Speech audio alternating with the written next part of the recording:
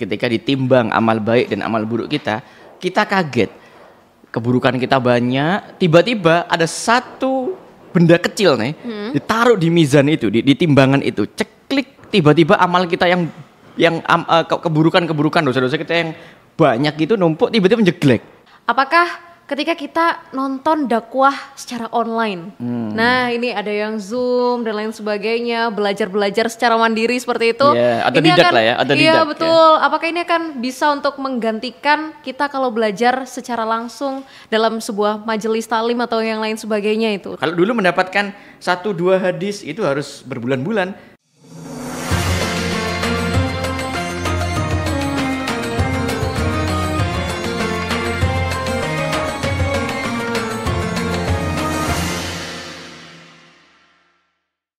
Assalamualaikum warahmatullahi wabarakatuh. Selamat Ramadan sobat, selamat puasa ya. Bagaimana untuk puasa kamu hingga akhir ini? Apakah masih berjalan dengan lancar? Mudah-mudahan ya sobat ya. Kali ini bertemu dengan saya Ajeng Fatma dalam dakwah milenial. Saya akan mengulik terkait dengan apa saja dalam kehidupan kita Sobat Ki yang ada kaitannya di bulan Ramadan kali ini. Nah tentunya saya tidak sendirian, saya ditemani dengan Ustadz Hutri, founder dari Majelis Gaul. Selamat sore Ustadz Hutri, Assalamualaikum. Waalaikumsalam warahmatullahi wabarakatuh. Kabar yang sangat sehat semangat. Ya, gimana untuk puasanya Ustadz? Ya, sehat, semangat, apalagi untuk Sobat Ki yang rata-rata masih muda. Mager itu adalah sebuah pantangan. Oh gitu ya. Di depan publik. Iya benar. Di balik layar full mager gitu. Iya benar, apalagi di era digital sekarang ini, aduh rasanya tuh semua dipermudah Ustadz. Kayak makin mendukung kita untuk semakin mager gitu loh Ustadz. Nah tapi kalau ngomongin soal era digital, apalagi bulan puasa kali ini, sebenarnya kalau kita ini hidup dengan digitalisasi sekarang yang makin mudah, apalagi di bulan puasa, ini yang paling sering saya alami dan juga saya temui Ustadz. Biasanya kan kalau kita di bulan Ramadan disuruh untuk banyak-banyakin ibadah, banyak-banyakin baca Al-Quran, begitu ya Ustadz ya. Betul. Bahkan kita juga pegang Al-Quran aja, ini juga udah dapat pahala ya Ustadz. Betul. Nah, tapi kalau era digital ini sudah dilengkapi dengan aplikasi Al-Quran yang ada di HP. Tapi ini gak ada spoiler promo kan ya? Iya, gak ada.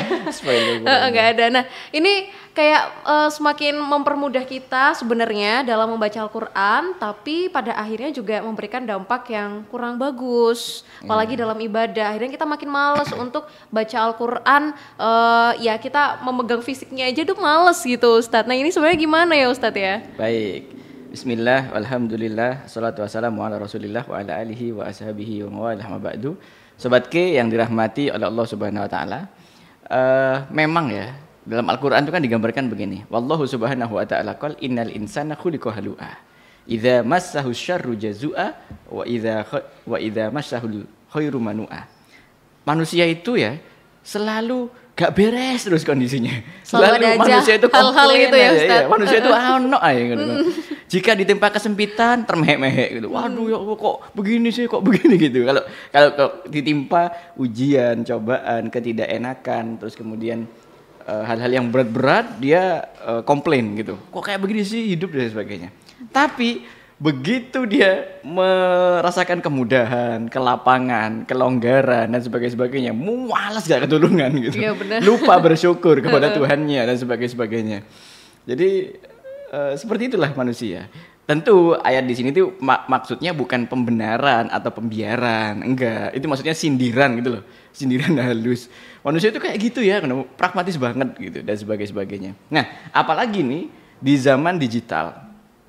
Apalagi pas bulan Ramadan, yang mana ibadah wajibnya di siang hari adalah puasa. Betul. Di mana saat energi lagi low bad, terus kemudian lagi mager-mager, itu godaan paling mager tingkat tinggi itu adalah saat pas puasa di jam-jam puncaknya, pas beduk gitu ya. Iya, betul. Pas beduk, terus kemudian lapar, panas, mager, waduh itu sudah godaan yang tingkat tinggi. Mungkin sampai ada yang FYP itu kan di situ ya. Ramadan tiba, pura-pura puasa gitu. Mulut bau rokok surya, kalau maghrib ikut buka, kalau puasa duhur aja gitu. Itu fenomena zaman sekarang gitu. Karena mencoba kuat sih ya. Setelah kuat aduh kok ternyata berat ya. Akhirnya melonggarkan dirinya dan sebagainya. Nah, sebenarnya kalau kita cek ya, apa yang kita gini, setiap zaman itu manusia itu selalu sama. Ya punya kepala, punya tangan, punya kaki, panca inderanya ya sama. Terus powernya pun sebenarnya sama. Terus kemudian apalagi ya, kondisi demografi, sosiologi, topografi sama, rata-rata sama gitu. Cuman yang membedakan itu tekad dan semangat. Kalau orang zaman dulu bayangkan, contoh adalah para a'immah, para imam-imam besar kaum muslimin, imam 4 mazhab. Itu ketika belajar menyimpulkan sesuatu, beliau nggak berani sebelum benar-benar ahli. Dan untuk mencapai keahlian itu, beliau berguru pada banyak guru. Dan masing-masing guru itu nggak bisa Zoom, nggak bisa online, tapi kopdar dikunjungi. Dan masing-masingnya itu antar kota, Baghdad, Mesir, Cordova, Madinah, kota-kota utama dalam hazanah keilmuan Islam. Dan itu internasional gitu loh. Itu enggak pas numpak jaran sedorong dino mari gitu, enggak. Itu pekanan dan sebagainya.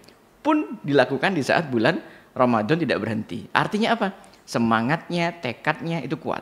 Nah, sementara kita hari ini untuk belajar hadis, dapetin info satu ilmu. Itu enggak perlu sampai ke Baghdad, enggak perlu sampai ke Al-Azhar, ke Mesir, ke Kairo, enggak harus.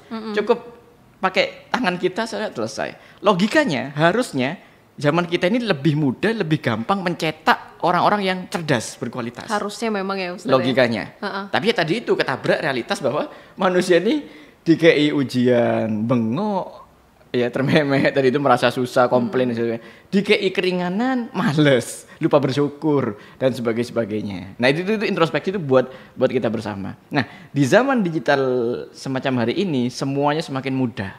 Take it easy. Tinggal kita perlu menyadari ada residu di dalam itu. Apa residu itu? Kayak semacam sisa-sisa efek samping gitu. Apa? Penurunan tekad dan semangat. Gitu. Kalau kita berhasil mengolah residunya itu, kita olah, maka kita akan mendapatkan kemudahannya, terjaga semangatnya, dan justru akan memudahkan kita untuk push up gitu. Kalau dulu mendapatkan 1-2 hadis itu harus berbulan-bulan, sekarang semenit bisa dapat 1-2 hadis. Iya betul. Nah, harusnya lebih produktif, harusnya lebih proaktif, dan harusnya lebih banyak amal-amal kebaikan. Tapi kalau hukumnya kita baca Al-Quran lewat aplikasi itu, apakah nanti itu akan sama aja dengan kita baca Al-Quran yang benar-benar dipegang fisiknya atau bagaimana Ustaz? Istilahnya mushaf. Iya, jadi betul. Al-Quran yang full berbahasa Arab, lalu kemudian alal kirtos, di atas kertas, itu mushaf istilahnya, mushaf. Fisuhu fil ula, jadi di atas lembaran-lembaran gitu. Sebenarnya sebagai satu wahana atau media atau wasilah, Al-Quran digital di HP itu boleh-boleh saja. Hukumnya boleh. Membacanya, ya bacaan Al-Qurannya tetap sunnah, tetap berfaedah pahala. Cuman sebagai wasilah itu boleh, statusnya boleh-boleh aja. Hanya saja membaca mushaf, dikatakan oleh para ulama Syafi'iyah, mushaf itu punya chemistry yang berbeda. Mushaf itu lebih afdol, lebih utama, dan lebih otentik daripada meskipun boleh ya, kan boleh itu standar yang paling nol lah ya, paling standar paling nol gitu, paling minimal. Nah, sedangkan mushaf itu di atas itu, gitu loh, di atas itu.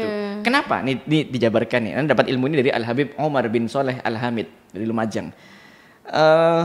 Al-Quran di dalam mushaf itu murni. Kita tidaklah menyentuh Al-Quran kecuali kita tahu bahwa ini adalah ayat suci dan kita memang mau baca itu doang gitu. Gak kita pakai apa-apa selain baca ayatnya Allah Subhanahu wa taala. Iya enggak? Ada enggak yang kepikiran saya mau megang Al-Qur'an, mau buat ghosting mantan kan begitu? Ada enggak? Enggak ada lah. Gimana caranya? Enggak bisa. Tapi HP kita, gadget kita itu wis digawe sembarang kalir. Ya, sudah dipakai macam-macam, mulai dari hal yang paling positif sampai hal yang paling negatif, itu semua di gadget kita. Nah, jadi ada kayak semacam noda-noda sih gitu istilahnya di dalam gadget kita.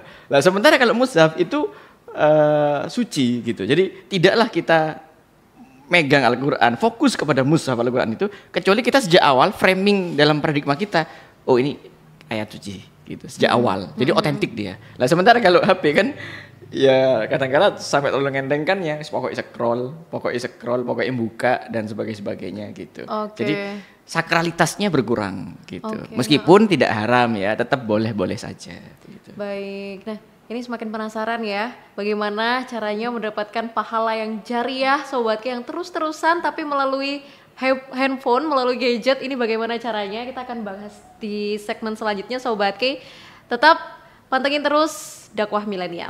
Tahu nggak sih Sob, di bulan Ramadan ini kita tuh dianjurkan untuk makan lebih sedikit, tidur lebih sedikit, tapi beribadah yang lebih banyak. Nah, makanya jangan lupa buat subscribe dan like video ini biar ibadah kamu lancar terus ya.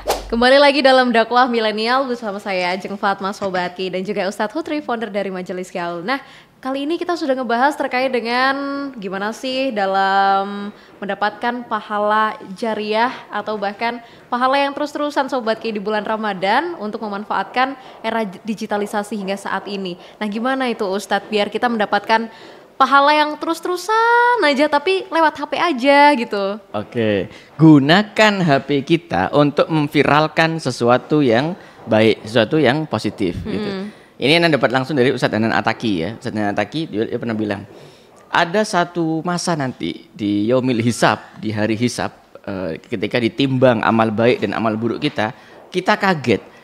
Keburukan kita banyak, tiba-tiba ada satu benda kecil nih, ditaruh di mizan itu, di timbangan itu, ceklik, tiba-tiba amal kita yang keburukan dosa-dosa kita yang banyak itu numpuk, tiba-tiba menjeglek, jedret, diganti amal baik yang sangat banyak, lebih berat amal baiknya. Apa itu? Ternyata itu adalah HP kita yang barangnya kecil, tapi digunakan untuk meng-FYP-kan, memviralkan konten-konten kebaikan. Boleh jadi kita nggak sadar, kita kan asal share aja, kita akan asal share, seret. Tapi ada 1, 2, 1000, 2000, 3000, 4000 orang yang tersadarkan, terfahamkan, termotivasi, terinspirasi dengan amal-amal kebaikan. Kan ada hadis tuh begini, man sanna sunatan hasanatan fil Islam, barang siapa yang menginspirasikan satu jalan kebaikan di dalam Islam dan itu diikuti oleh orang-orang, dia yang menginspirasikannya ini, si inspirator ini mendapatkan pahala tanpa mengurangi pahala orang-orang yang mengamalkannya. Kecipratan pahalanya gitu istilahnya. Nah, jadi ya tidak ada lain tidak bukan, mumpung kita pegang gadget dan itu kita terkoneksi dengan dunia, maka yang kita blow up, yang kita sebarkan, yang kita follow, yang kita gaungkan, kita jayakan kan itu pilihan kita menentukan jati diri kita kan gitu. Betul. Gitu. Nah, kalau di era digital ini juga dimanfaatkan pada bulan Ramadan kali ini, Ustadz, apakah ketika kita nonton dakwah secara online, nah ini ada yang Zoom dan lain sebagainya, belajar secara mandiri seperti itu, otodidak lah ya, otodidak. Iya betul. Ya. Apakah ini akan bisa untuk menggantikan kita kalau belajar secara langsung dalam sebuah majelis taklim atau yang lain sebagainya itu, Ustaz? Oke, baik. Pertanyaan ini juga pernah ditanyakan kepada guru mulia Al-Habib Umar ibn Hafid di Tarim, Hadramaut. Yang tanya orang Indonesia lagi, orang Kalsel, orang Kalimantan Selatan. Waktu itu pas waktu puasa saat pandemi, seingat saya juga ikut di Zoom itu. Waktu itu beliau buka Daras Fajar, kajian subuh dan memang online di Zoom. Nah, ada seorang haji dari Kalimantan tanya, Habib, sahkah saya saat ini belajar Zoom kepada antum? Apakah ilmu yang saya dapatkan ini sah? Apakah pahalanya sama dengan bertemu langsung dan sebagainya? Nah, beliau menjawab dengan satu jawaban yang jernih ya. Jadi begini, satu, media apapun itu, media digital, media sound system juga media loh. Iya betul. Media apapun itu statusnya adalah wasilah, adalah perantara, adalah alat. Nah, sementara guru, keberkahan, ilmu itu adalah ghoyah, adalah tujuan. Nah, maka wasilah itu bergantung pada ghoyahnya.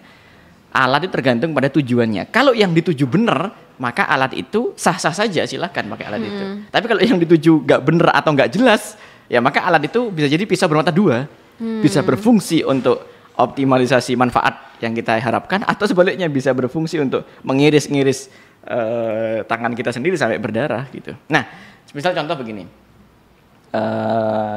ada forum online nih, terus pematerinya jelas, gurunya jelas, syarat keilmuannya jelas. Oh ini arahnya, aku dibawa ke arah yang jelas, keimanan dan ketakwaan kepada Allah Subhanahu wa taala. Nah, mengikutinya meskipun lewat online itu tetap sah dianggap proses thalabul ilm. Oke. Itu yang pertama.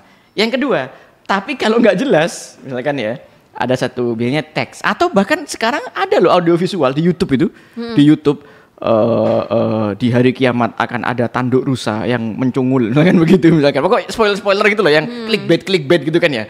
Gak jelas, itu cuma narasi terus dalilnya apa, terus ini siapa, ini pemahamannya kayak gimana, gak jelas kan. Banyak itu yang narasi-narasi tentang apalah macam-macam gitu, terutama hal-hal yang mutasyabihat, hal-hal yang memang debatable gitu. Akhirnya kayak semacam ngarang bebas dan sebagainya. Ditambah jangankan yang ngarang bebas ya, yang jelas-jelas dalilnya ada loh, Al-Quran atau hadis atau kutubus atau Maktabah Syamilah. Nah, itu ada, itu ribuan kitab cuman satu aplikasi doang.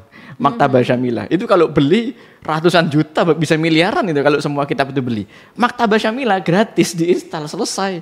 Nah, sevalid itu pun kalau kita baca sendiri, ditafsirkan sendiri, itu akan rawan banyak kesalahannya. Saya nggak bilang membaca itu tidak berguna loh ya. Iya. Tetap ada gunanya menambah literasi, iya. Tapi kalau tanpa guru, ada satu mahfudot, ada satu kaedah bunyinya begini. Man kana saykhuhu kitabuhu fakhoto'ahu aktsar. Barang siapa yang gurunya adalah bukunya doang. Ini bukan berarti kita gak boleh baca buku, boleh-boleh aja, tapi itu tok terus kita tafsirkan sendiri, fakhoto'ahu aktsar, maka kesalahannya, mispersepsinya, dia salah menafsirkan, dia salah mengambil kesimpulan lebih besar daripada benernya, min sawabihi, daripada benernya. Terus yang bener gimana? Yang baca buku, yang nambah literasi, dibimbing guru itu bener sudah. Okay. Itu benar. Nah, tapi kalau mau di head to head kan, saya tadi bilang forum online apakah boleh asalkan gurunya jelas. Ini juga jawaban Habib Umar bin Hafid. Tapi kalau di head to head kan, fadilahnya, keutamaannya antara forum online sama ngaji langsung, itu jelas beda. Sama kayak mushaf tadi itu, iya, boleh di HP boleh. Cuman ketika baca mushafnya langsung, afdoliyatnya meningkat berkali-kali lipat.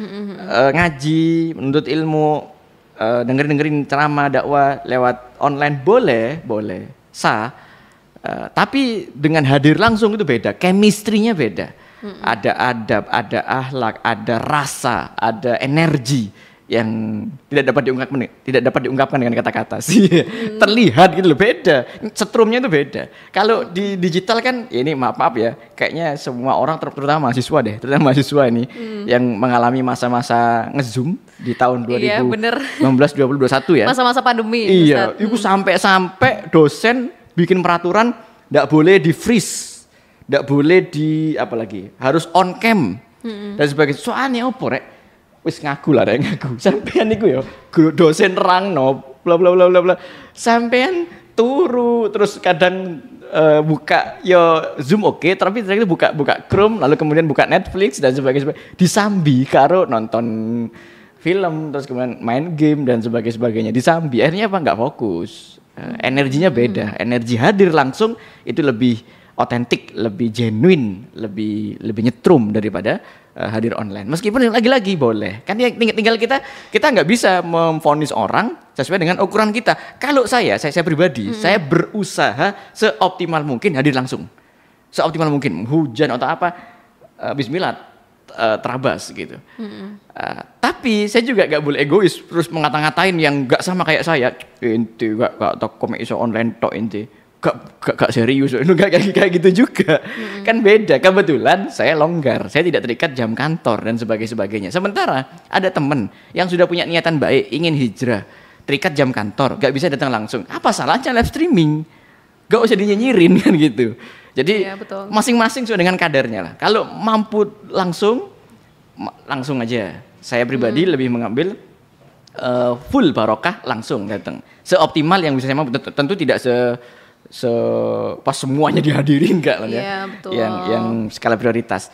Lah, yang enggak bisa online, tapi tetap ilmu dan inspirasinya itu nular gitu. Oke, berarti sesuai dengan skala prioritas dan juga disesuaikan dengan kesibukan masing-masing Sobat Ki. Nah, tapi Ustadz kalau ngomongin soal bulan Ramadan, ini juga sering banget. Kita kan kalau di bulan Ramadan ini seminimal mungkin lah untuk dosa-dosanya itu dikurangi gitu. Yeah. Ya, apalagi lewat media sosial. Nah, hukumnya untuk perempuan ini yang foto selfie terus kemudian di-post di sosial media ini bagaimana ini Ustadz? Apalagi di bulan Ramadan ya. Ya gini, sampai ada anekdot nih, mahfudot masyhur. Sebenarnya ini bukan hadis ya, cuman kadang-kadang ada orang-orang iseng dinisbatkan sebagai hadis. Ini bukan hadis. Tidurnya orang puasa itu ibadah. Ada loh gitu, masyhur ya. Itu udah terkenal orang bilang gitu. Tidurnya orang puasa itu ibadah. Sebenarnya nggak gitu. Gini, filosofinya itu gini. Itu tidak mutlak salah, tapi juga tidak mutlak benar. Harus difahami secara pas konteksnya. Jadi gini, bulan Ramadan ini kan mulia banget. Bulan yang mulia banget. Setiap detiknya itu barokah, manfaat, kemuliaan setiap detiknya. Nah, biasanya orang lek ngelakoni urip lek pas tangi iku hilap-hilap gitu loh. Hilap-hilap itu kayak yang kadang dosa ini, kadang ngerasani ini, kadang gunjing ini, kadang gunjing itu, kadang lihat ini, ngeliat itu dan sebagainya. Kayak gitu-gitu tuh. Wis mendinge awakmu dosa, mending turu wae wis. Itu kan tidur itu kan nol kan? Iya. Nol, tidak berbuat dosa, tidak berbuat pahala juga. Betul. Tapi karena Ramadan, hitungan pahala terus bergulir, nolmu iku, tidurmu itu iku pahala terus gitu. Daripada dosamu. Itu maksudnya tuh gitu maksudnya. Cuman ya jangan juga sampai dikatakan tidurnya orang puasa itu ibadah. Itu kayak mengutamakan tidur daripada ibadah. Enggak. Tidur itu nol nilainya. Tapi karena bulan Ramadan pahalanya itu terus bertambah-tambah. Nah, daripada maksiat mending tidur. Gus Bahak sering mengucapkan itu bahwa senjata paling utama di akhir zaman ini ya turu wae lah. Maksudnya apa? Maksudnya timbangan yang ngrasane wong, timbangane baper-baper, delok-delok story, iri-iri dhewe, hasad-hasad dhewe, mending turu wae wis gitu. Maksudnya gitu maksudnya. Daripada minus mending nol kan?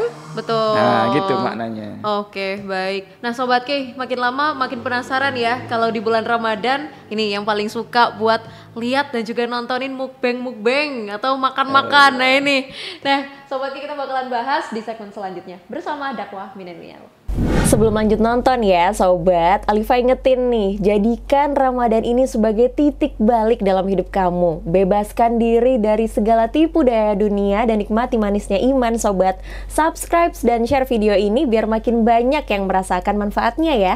Kembali lagi bersama saya Ajeng Fatma Sobat Ki dalam Dakwah Milenial. Nah, kita lanjut ini yang paling sering banget buat kamu Sobat Ki yang nonton video-video atau bahkan YouTube ya terkait dengan ngevlog makan atau biasa sering disebut dengan mukbang Sobat Ki. Nah, gimana sih Ustadz kalau kita pas waktu puasa tapi kayak iseng nih pengen lihat mukbang gitu, gimana Ustadz?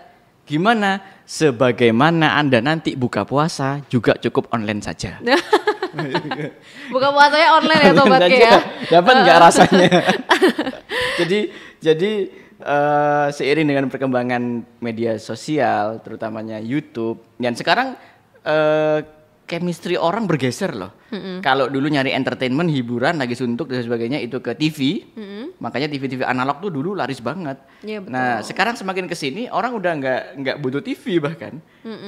Pun lihat TV-nya tetap di YouTube gitu. Jadi sekarang orang lagi suntuk, lagi pengen lihat berita, pengen apa, bukanya YouTube. Bahkan lihat TV analog lewat YouTube kan ada kan yang selalu live ya. Ada. Selalu live. Nah, bergeser. Nah, seiring berkembangnya media sosial terutama YouTube yang berupa media audiovisual alias tontonan, maka konten-konten di dalamnya pun juga berkembang. Ya, sebagaimana akal liar manusia. Itu gak ada yang kepikiran loh, kok apa sih tertarik gitu. Wong masak gede. Wong mangan, kan sehari-hari itu kita melakukannya, kita di sekitar kita sehari-hari itu sering, tapi kok entertain gitu aja, kayak yang menarik gitu aja ya rasanya. Iya, betul. Mukbang itu beda rasanya, beda, ada kayak suasana terhibur. Iya benar. Yang kita dapatkan. Atau enggak cari referensi buat buka puasa, tapi nontonnya pas waktu di jam 12 siang. Iya, jadi indah ulama itu berbeda pendapat. Yang ingin menjaga, yang lebih warok itu ingin menjaga supaya lebih sempurna lah gitu. Beliau menyarankan menghindari untuk menjaga bukan cuman puasa fisik, meskipun fisiknya nggak dimakan betulan tuh yang di video mukbang tuh, tapi juga menjaga akal dan hati. Nah, nonton video mukbang menjaga fisik, artinya nggak mungkin itu dimakan betulan, tapi tidak menjaga hati. Iya, Rasa betul. ketertarikan, rasa kepengen dan sebagainya itu tetap akan muncul dan ada. Maka bagi para ulama yang ingin lebih warok itu menghindarinya, gitu. Ya kan lagi-lagi ya orang kan bertingkat-tingkat. Ono sing level advance udah mampu lah tirakat itu tarkuhul ibahat. Meninggalkan hal-hal yang sia-sia, yang mubah-mubah itu masih bisa. Dan bagi dia itu lebih sempurna, lebih kuat. Itu yang pertama. Yang kedua, ada yang memang beraliran legalisme. Legalisme itu ya kita cek aja standar hukumnya apa gitu. Standar hukumnya nggak ada satupun dalil yang menyebutkan nonton mukbang itu membatalkan puasa, nggak ada. Iya, betul. Nggak ada. Memang memacu adrenalin keinginan puasa, tapi secara legal formal ini aliran legalisme. Aliran tadi kan warok ya, warok itu ingin menjaga supaya sempurna sehingga akal dan hati pun juga harus dipuasakan. Nah, yang dalil lo gak ono gitu. Nah, sehingga kemudian membolehkan. Nah, saran saya begini, kita kembalikan ke masing-masing kita Sobat K. Kalau kita pandang, wah aku nonton mukbang sebagai inspirasi masa atau inspirasi rasa dan sebagainya, selama tidak mengganggu niat dan kesempurnaan puasa kita, nggak ada masalah sesekali gitu. Tapi lek wis sampai dirosok-rosok, aku koyo ngiler-ngiler gitu, koyo ngiler dan sebagainya. Nah, itu udah stop dah. Masing-masing orang punya standar beda-beda. Iya, betul. Gitu. Ada orang yang apa itu sia-sia itu? Kan hadisnya jelas. Min husnil ismil mar'i tarkuhu ma la ya'ni. Iya, inti bakat jadi ustadz, inti bakat jadi kiai, silahkan aja tirakat sana. Tirakat itu tarkuhul ibahat. Jadi hal itu sebenarnya boleh. Cuman karena dia ingin meraih keutamaan yang lebih besar, dia ingin lebih advance istilahnya, dia ingin lebih master, dia nggak puas dengan itu. Ya boleh, silahkan. Nah, itu cocok untuk para santri, cocok untuk para thalabul ilm yang memang lebih serius dan sebagainya. Nah, dan itu harus didukung, harus disupport seperti itu. Ada yang ya apa ya, sajane dikatakan serius gak serius, tapi dikatakan munafik yang nggak bisa gitu loh. Tapi kan keterlaluan ya. Dikatakan munafik. Tapi dia itu diajak ketat. Wah, gak iso rek, ini jam kantor. Terus juga aku sudah sepaneng, pusing. Aku juga bukan kalangan santri, bukan agamawan dan sebagainya. Masuk hiburan tok gak oleh dan sebagainya kayak gitu-gitu tuh. Itu kalangan orang pada umumnya hal semacam itu. Makanya Islam ini tadrijian ya, berangsur-angsur. Turunnya ayat pun juga berangsur-angsur. Karena setiap manusia itu punya grade-nya sendiri-sendiri gitu. Nah, jadi bolehnya boleh, tapi masing-masing diri kita ngukur ya. Oh, ini kayaknya masih oke lah. Oh, ini kayaknya udah nggak oke nih, kayak bikin ngiler nih dan sebagainya, tinggalkan. Oke, gitu. tapi kalau nonton kayak kabar gosip-gosip lewat YouTube gitu gimana ya Ustadz? Masalahnya adalah gosip yang beredar di kalangan kita itu gak berkualitas sehingga kita jadi gak cerdas-cerdas gitu. Beda halnya kalau berita-berita infotainment, hal-hal yang gosip-gosip yang bikin kepo dan sebagainya, yang itu mengandung ibroh dan hikmah. Gosipin para nabi, inspirasi baiknya boleh nggak? Boleh Gosipin perjuangan para sahabat boleh. Dulu tuh ya Abu Bakar tuh diprovokasi untuk nggak percaya Isra Mi'raj, tapi dia percaya loh dan sebagainya gitu. Itu gosip yang berkualitas, membuat kita cerdas.